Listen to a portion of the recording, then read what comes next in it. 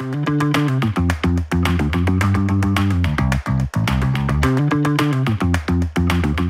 from all parts of the world to come and see the champ. That's why we're here, to see the champ. Yeah, you best watch your dust caps, man. You're all going to come back to no dust caps. We're in the ghetto now. Have you lived in Telford your whole life?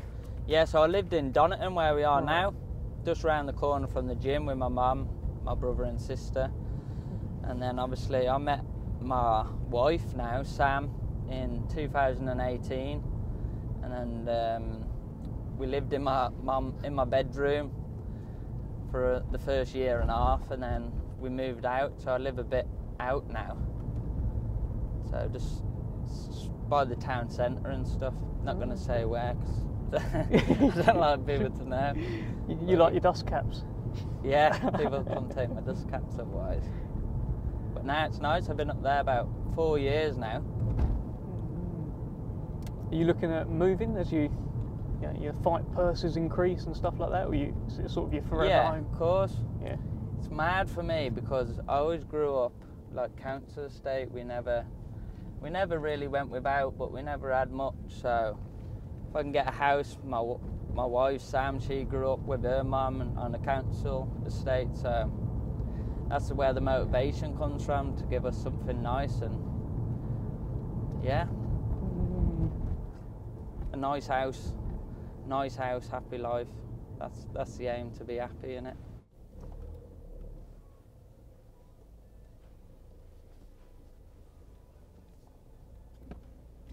Look at that, some parking that, innit?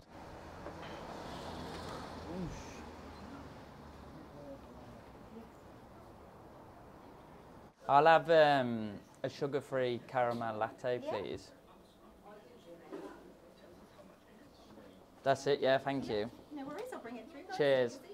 Matey boy who you're fighting, Eric Robles, he's been sparring Naoya Inoue, Liam. He's Yeah. been sparring Inoue. Thoughts? Yeah, it's good, isn't it, for him? I don't know how it's gone, but it doesn't bother me. Like I said earlier on the way up, they all bleed, don't they? The same. I think I'm a big problem for anyone at this weight division. And I think it's the perfect fight. Perfect fight for me. And this is what no one can ever say. I've took the toughest one again, haven't I? Mm-hmm. So that's the way I want to roll. Thank you. Is that mine? Sounds mine. That doesn't look it's for the fighter trying to make Super Bantam. Thank you very much. Don't worry, I normally eat bacon butties. Thank you. Cheers. Cheers. What's it like watching him having that? No, what? It's not that bothered. Not that bothered. It's the last week when you're like down. It's a bit like taking the mick, but yeah, he's the boss, isn't he? So there's nothing I can do. My dad's drove me Northampton for years. He's drove me to BCB for the last 6 years. Drove me Scotland, here, then everywhere. Pay for hotels when I'm boxing.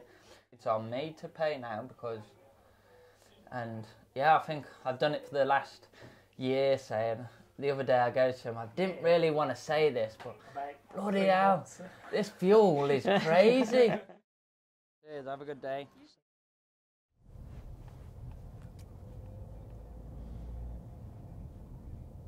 Yeah, the Doningtons round the club.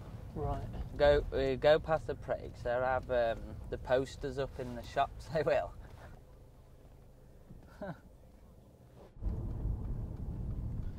These are the streets I used to do the bins on, eh? How the times have changed. Yeah, and you were training as well whilst doing the bins, right? Yeah. I'd go for a run before the bins, come on the bins and then train after. But also during the bins, weren't you like running in between? Yeah, running. There's the guy who'd been there like 20 years and he used to hate because he always liked to run and get done, but that was his fitness. And they put me with him. Every day he'd run from one to another, or say if you finished here and you're going in the next street, he'd run round there. Where most of them would sit in the cab, get back in the van. Yeah. There's like a soup place here. They said to me, about, oh, we do you a suit for your press conference and stuff. But from young, my granddad used to say to me, when you ask for new boots and stuff, he used to say, it's not a fucking fashion show, jockey. We're here to fight. So I had to say, oh, nah, I'm okay. So your granddad called you jockey? Yeah. What's that about? I think it's just a bit of Telford slang. What does it mean? I don't think it means horse jockey. Do you know what? It's a good question. I never used to question him. He's not a man you'd question. The same as like we go past the grave now, and I get my nan sometimes and come most of the times with my nan after the fight, and she takes flowers and she always says he'd ate that. I never take flowers because he wasn't a flower person.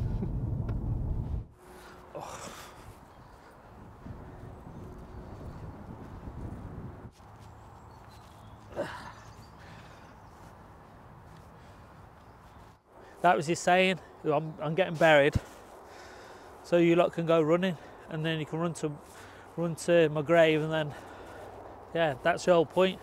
We didn't want to be cremated, so we go and visit. That's what he said to me, like, yeah, he just said to make sure all the lads could go for a run, whoever, go for a run, visit me, and then run back home. So, yeah, that was his why he didn't want to be cremated. Yeah. So there was always somewhere to visit. So, yeah. Next time we come, he'll have the belt on here, won't it? Always used to say to me, it ain't going to be easy, it's going to be hard, but you can do it if you want to. And like I say, my dad stepped in, and what I'd done young, because my dad was boxing when my granddad was, the coach. And then obviously, then me and my dad started, so kept it in the family, and yeah, hopefully he's proud. It hurts sometimes that you're not here to see it when he started everything off, like for us all really. It's a shame, innit? But that's life, unfortunately. And try not to reminisce on it, use it for motivation instead of an excuse to say things ain't right. When I was a teenager, I used to think things like wasn't the same, and you know, as a bratty teenager, you look for an excuse out, and I found my feet now, and winning a world title, that would just give me the peace. I've done it then.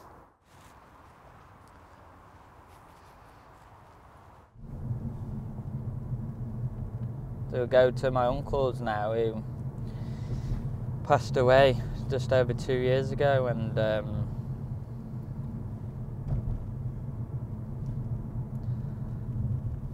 this, I wouldn't say this one hurts me more, but it's a fresher wound, and I was very close to my uncle.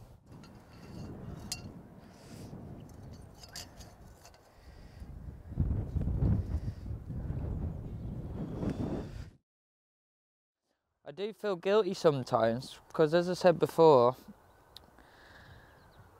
it broke my heart when he passed away, and I never forget the phone call.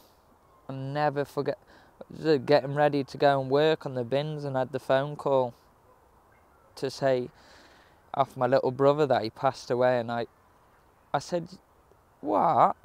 My first words, we've had the conversation, and my young brother said, well, I'm not fucking joking, am I? You need to get here. And yeah, it was just out of the blue, out of nowhere, and I couldn't. Took me a week or two to cry, because I just generally couldn't believe it was happened, or didn't want to believe it happened. All I can do now is try and make him proud, you know what I mean? And I bring the belt here with the family. He was proud when you won the English. I mean, you could see Yeah. on pictures of Joff with the blue t-shirts on the Team Davis top. So, you know, he was buzzing, like, you know. When we was struggling, I was younger, and when I wasn't having a proper job because I was trying to chase the boxing, there was no money in it. Fighting in like say hotels for nothing.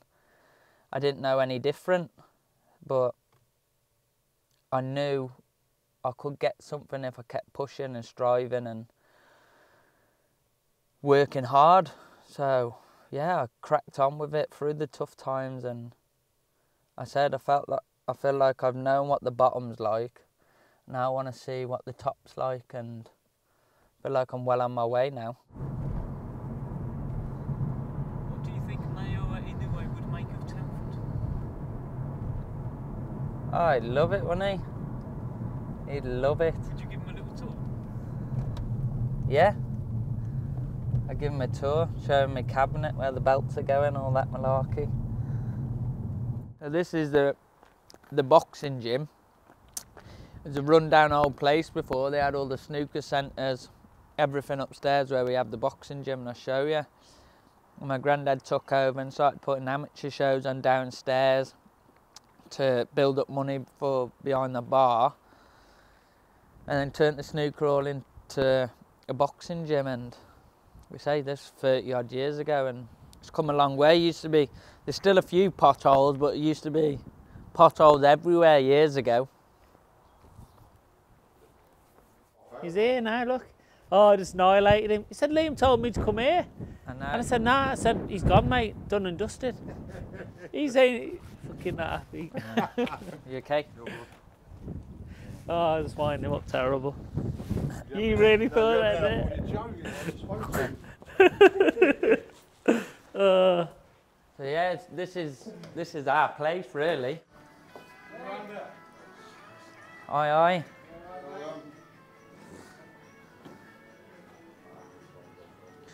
How's it going, Johnny? How are you, kiddo? You okay? Yeah.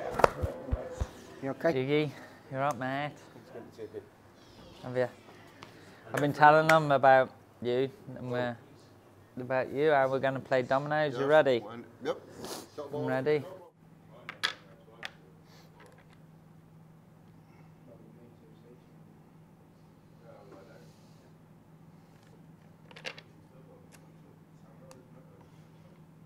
How long have you been doing this for?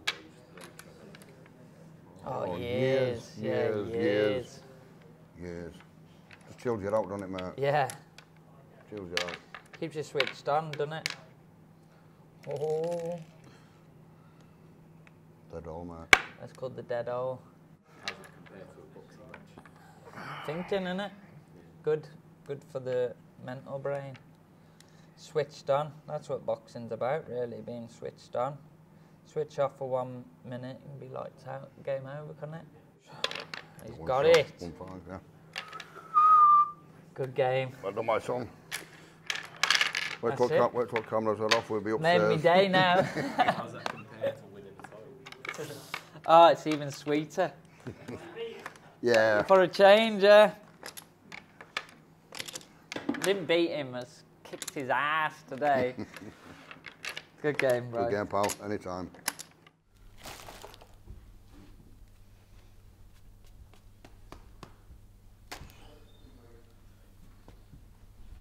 So this is the famous Wall of Fame, Donington Boxing Club, which has seen many come and go, and we're actually starting now with the new generation because there was a lot of past and there's no room for the lads and girls that train now. Well, they've obviously kept a few of mine on, luckily. It's my first fight here. This is when my dad was a professional boxer, look, called Dangerous Davies. So I copied him. The next picture up there is going to be me with the IBO belt. That's the plan.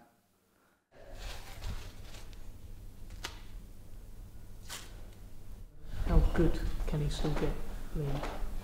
Well, I think people know, really, if you watch his career and how hard he trains. I mean, that's a lot less pressure off me, as I know he wants to train hard and I haven't got to get him up in the morning, or you know, he wants to train, so I haven't got to tell him as much. He knows the routine now, and yeah, things might change, and then I'm there to make sure them changes are successful. So yeah.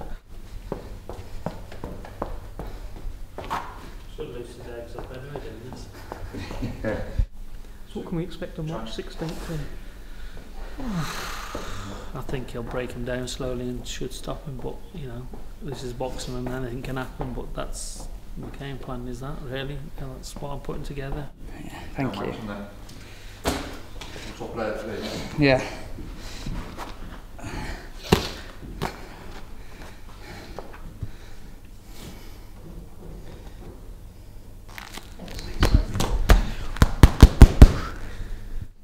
You looking shape? Yeah, feel good. Feel super fit and super excited. Counting down the time like a kid at Christmas I am now for the next couple of weeks, counting down.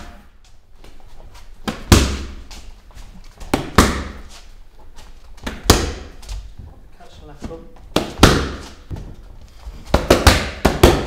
Brilliant.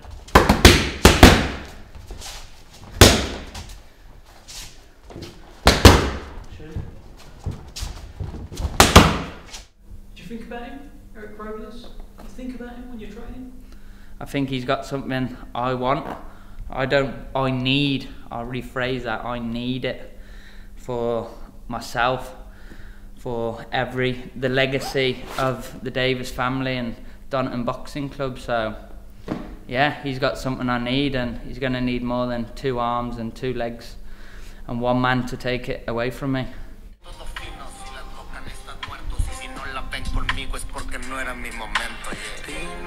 Putting in that work.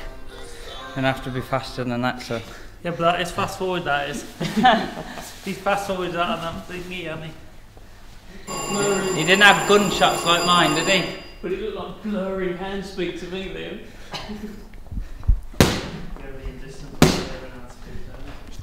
Yeah, can't have blaring hand speed. Eh?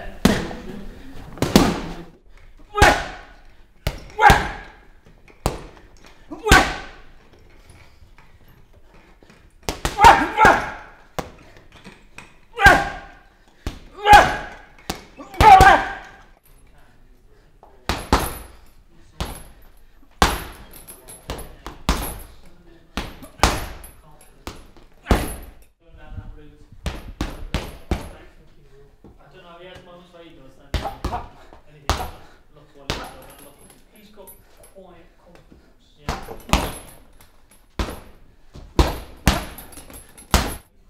Another day, another dollar. Let's go. Like you talk about the legacy, literally, as you did that, see the tattoo of your granddad coming up there as well. Yeah, he's been there for some years now. He's been there every professional fight, and he's going to be there on the big one. Constant reminder. Constant reminder what it's all about. He started it, and 16th of March I can finish it, the cherry on the cake, the one that I want, and we move on. But it's all about the 16th. I need it, I'm gonna get it, and nothing nobody can do about it.